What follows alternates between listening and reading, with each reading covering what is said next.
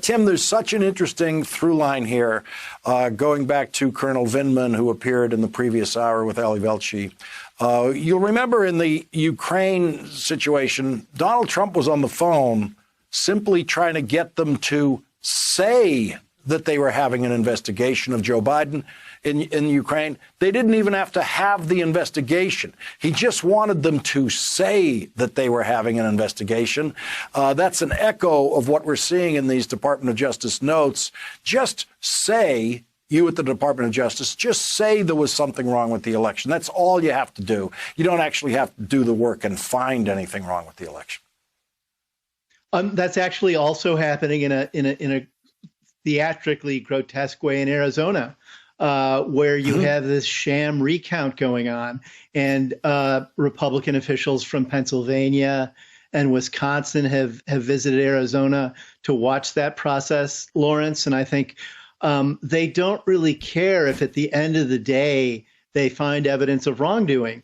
The mere act of calling the election into question is enough to raise doubts in their voters' minds that Biden won it legitimately. That was, of course, behind all the litigation around the big lie.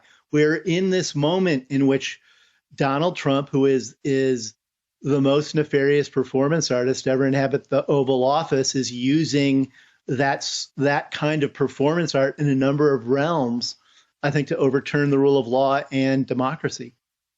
Tim, I always want to talk to you when new inside information about Donald Trump emerges, especially when it's quoting Donald Trump in operation, because you know him better than almost all reporters, and you've had dealings with him unlike any other reporter has. And so when I have a feeling that when you read those notes, those Department of Justice notes, it's a very different thing than when I read them. I've never had a conversation with the guy. And so you read those notes.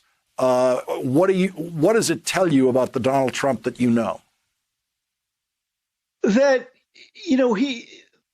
I don't think enough people understood when Donald Trump got elected the extent to which he is willing to corrupt everyone around him and to overthrow institutions, norms, and the law in order to get his own way. And he does it in small and large ways every minute of every waking day of his life. It's how he operates. And there's very few people who exist in that orbit around him who don't either become co-opted or corrupted by it. And you saw this day in and day out. And what he wants to do first and foremost, though, is always establish a fall person, a fall guy or a fall woman who goes out and jumps into this trench first and appears to be the main actor. And while they go out there and they take the brunt of either the criticism or the risk for doing it, he's in the background like a puppeteer, actually doing